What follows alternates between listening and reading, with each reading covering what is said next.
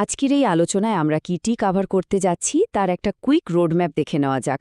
প্রথমে আমরা কথা বলবো ম্যাপ পয়েন্টিং ভীতি নিয়ে, এরপর পর্বত, নদী এবং হ্রদ, তারপর জলবায়ু, মাটি এবং ফসল। Welcome to Techni Academy, where technology meets nature. Let us build a sustainable future together. Hello বন্ধুরা, আজকের এই হাই এনার্জি এক্সপ্লেনারে সবাইকে স্বাগত।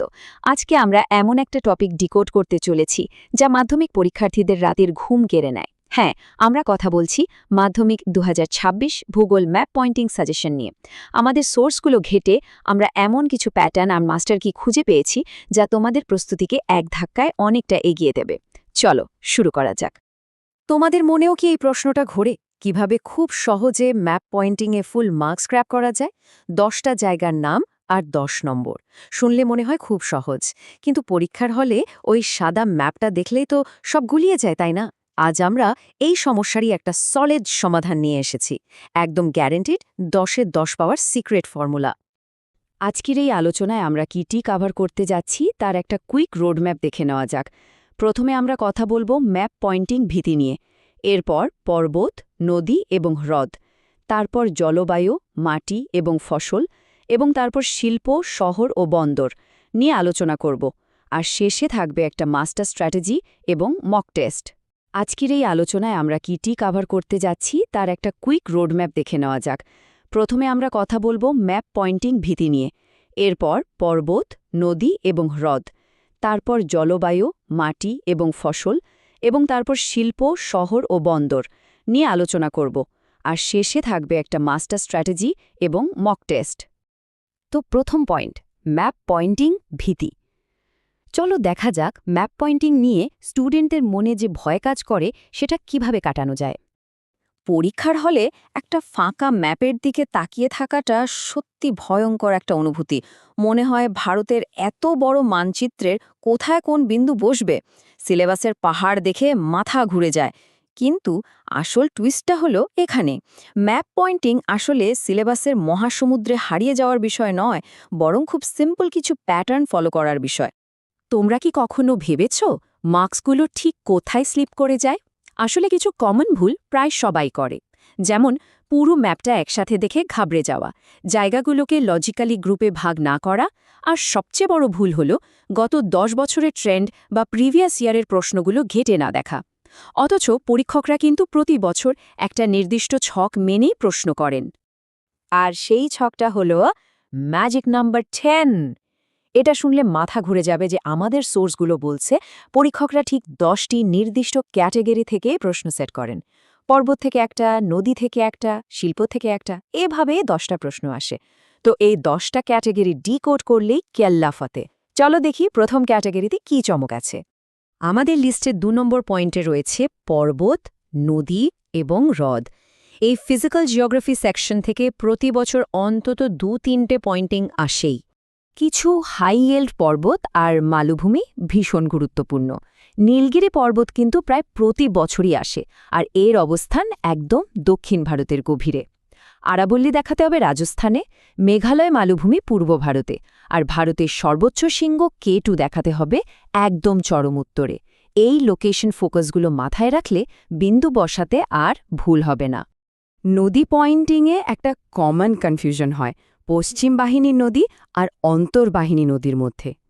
নর্মদা আর তাপ্তি হল পশ্চিম বাহিনী নদী, কিন্তু ডিড ইউ নো রাজস্থানের লুনি হল ভারতের অন্যতম গুরুত্বপূর্ণ একটি অন্তর্বাহিনী নদী। পরীক্ষার জন্য এই লুনি নদী কিন্তু ভীষণ ইম্পর্টেন্ট। এরপর আসছি হ্রদ বা লেকের ক্ষেত্রে। এই 4টে নাম একদম মুখস্থ রাখা চাই। কাশ্মীরের উলার হল মিঠে জলের হ্রদ। পূর্ব উপকূলে রয়েছে চিল্কা, যা বৃহত্তম উপহ্রদ। রাজস্থানে রয়েছে লবণাক্ত জলের হ্রদ সম্বর। আর একদম নিচে কেরালায় রয়েছে ভেম্বানাদ। স্পিড বজায় রেখে এই জায়গাগুলো প্র্যাকটিস করতে হবে। প্রাকৃতিক ভূগোলের এই বেসিক জায়গাগুলো তো লক করা হয়ে গেল, কিন্তু তোমরা কি জানো ভারতের ঠিক কোন অঞ্চলে বছরে 2বার বৃষ্টিপাত হয় বা কোথায় বৃষ্টিই হয় না? এই আনপ্রেডিক্টেবল আবহাওয়ার ম্যাপ পয়েন্টিংগুলো কিভাবে সলভ করা উচিত? আর এই প্রশ্নের উত্তরই লুকিয়ে আছে আমাদের পরবর্তী সেকশন 3 নম্বর পয়েন্টে, জলবায়ু, মাটি এবং ফসল। পরীক্ষকরা দেখতে চান আবহাওয়া এবং মাটির সাথে ফসলের সম্পর্কটা সবাই কতটা বুঝেছে। এখানে পরীক্ষকদের একটা ক্লাসিক ট্রিক রয়েছে। মেঘালয়ের মৌসিনরামে ভারতের সর্বোচ্চ বৃষ্টিপাত হয়, অথচ ঠিক তার পাশেই থাকা শিলং হল একটি বৃষ্টির ছায়া অঞ্চল বা রেইন শ্যাডো এরিয়া। পাশাপাশি দুটো জায়গা, কিন্তু জলবায়ুর আকাশ-পাতাল তফাত। ম্যাপে এই দুটোর অবস্থান খুব সাবধানে পয়েন্ট করতে হবে। মাটির সাথে ফসলের সম্পর্কটা লজিক্যালি পেয়ার করাটা এখানে খুব জরুরি। ব্ল্যাঙ্ক ম্যাপে শুধু ডট বসালে হবে না, কানেকশনটা বুঝতে হবে। গুজরাট আর মহারাষ্ট্রের কৃষ্ণ মৃত্তিকা বা রেগুর মাটিতে তুলা ভালো হয়, রাজস্থানের মরু মৃত্তিকায় হয় মিলেট, পূর্ব ভারত বা মেঘালয়ের ল্যাটেরাইট মাটিতে হয় চা, আর উত্তরপ্রদেশের পলি মাটিতে প্রচুর ইক্ষু চাষ হয়। লজিকটা বুঝলে ম্যাপ ভোলা অসম্ভব। ফসল তো ফলানো হলেও, কিন্তু এই তুলা, লোহা বা খনিজ পদার্থগুলো প্রক্রিয়াজাত হয় কোথায়? দেশের ইন্ডাস্ট্রিয়াল গ্রিডটা আসলে কেমন? এই প্রশ্নের উত্তর পেতে আমাদের দেখতে হবে ৪ নম্বর সেকশন, শিল্প, শহর এবং বন্দর। প্রশ্নপত্রে এখান থেকে অনায়াসেই ৩ থেকে ৪ মার্কস পকেটে পড়া যায়। এই ইন্ডাস্ট্রিয়াল হেভিওয়েটগুলো থেকে প্রশ্ন আসবেই। গুজরাটের জামনগর হল বৃহত্তম পেট্রোকেমিক্যাল শিল্পকেন্দ্র। জামশেদপুরে রয়েছে টিসকো বা লৌহ ইস্পাত কেন্দ্র। রেল ইঞ্জিনের জন্য বিখ্যাত চিত্তরঞ্জন। আর পশ্চিমবঙ্গের দুর্গাপুরকে বলা হয় ভারতের রুড়। ম্যাপে জামনগর আর দুর্গাপুর, এই দুটো পয়েন্ট একদম মিস করা যাবে না। ম্যাপ পয়েন্টিংয়ে ম্যানচেস্টার নিয়ে সব কনফিউশন আজই দূর করা দরকার। পরীক্ষক যদি ভারতের ম্যানচেস্টার জানতে চান, পয়েন্ট করতে হবে আমেদাবাদ। যদি বলে দক্ষিণ ভারতের ম্যানচেস্টার, তাহলে কোয়েম্বাটোর। আর উত্তর ভারতের ম্যানচেস্টার হলে কানপুর। কোন অঞ্চলের কথা বলা হচ্ছে সেটা খেয়াল রাখাটা খুব ক্রুশাল। ভারতের উপকূলীয় বন্দরগুলো নিয়েও স্টুডেন্টরা পূর্ব আর পশ্চিম উপকূল গুলিয়ে ফেলে। মনে রাখবে, কান্ডালা হল পশ্চিম উপকূলের একটি শুল্কমুক্ত বন্দর। বিশাখাপত্তনম হল পূর্ব উপকূলের স্বাভাবিক গভীর পোতাশ্রয়। আর জওহরলাল নেহরু বন্দর হল পশ্চিমের হাইটেক বন্দর। এদের অবস্থানগুলো ম্যাপে একদম স্পেসিফিক হতে হবে। পুরো ম্যাপ তো লজিক্যালি ডিকোড করা হয়ে গেল। পর্বত থেকে বন্দর, সব ইম্পর্ট্যান্ট পয়েন্টগুলো দেখা হলো। কিন্তু আসল প্রশ্ন হল, পরীক্ষার দিনের জন্য এই নলেজটাকে কিভাবে গ্যারান্টিড মার্কসে কনভার্ট করা যায়।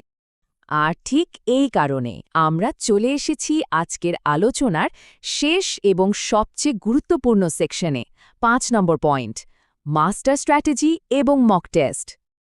পরীক্ষায় ফুল মার্কস সিকিউর করার অ্যাকশন প্ল্যানটা খুব সিম্পল। ১. বেশ কিছু ব্ল্যাঙ্ক বা ফাঁকা ম্যাপ প্রিন্ট করতে হবে। ২. যে 10টা ক্যাটাগরির কথা আলোচনা হলো সেগুলো ধরে ধরে আলাদা করে প্র্যাকটিস করতে হবে। ৩. গত 10 বছরের প্রশ্নপত্র সলভ করতে হবে। ব্যাস, এই 3টে স্টেপ ফলো করলেই পুরো রেডি। আর প্রস্তুতির জন্য একটা দারুণ অ্যানাউন্সমেন্ট রয়েছে। তোমাদের যদি রবিবার মক টেস্ট দিতে ইচ্ছা থাকে, তবে প্রতি রবিবার মক টেস্টের সেশন আনার চেষ্টা করব। কমেন্ট বক্সে উত্তর দেওয়ার সুযোগ থাকবে। এই ইন্টারঅ্যাক্টিভ প্র্যাকটিসগুলো কনফিডেন্স বুস্ট করতে দারুণ কাজে দেবে।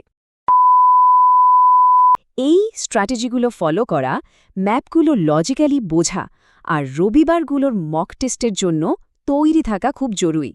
আজকের এই এক্সপ্লেনার থেকে পাওয়া টিপসগুলো প্র্যাকটিস করার সময় অবশ্যই কাজে লাগিও। আর হ্যাঁ, সেশনটা ভালো লাগলে লাইক, শেয়ার আর সাবস্ক্রাইব করতে একদম ভুলো না। দেখা হচ্ছে পরের সেশনে নতুন কোনো টপিক নিয়ে। ততক্ষণ পর্যন্ত কিপ লার্নিং।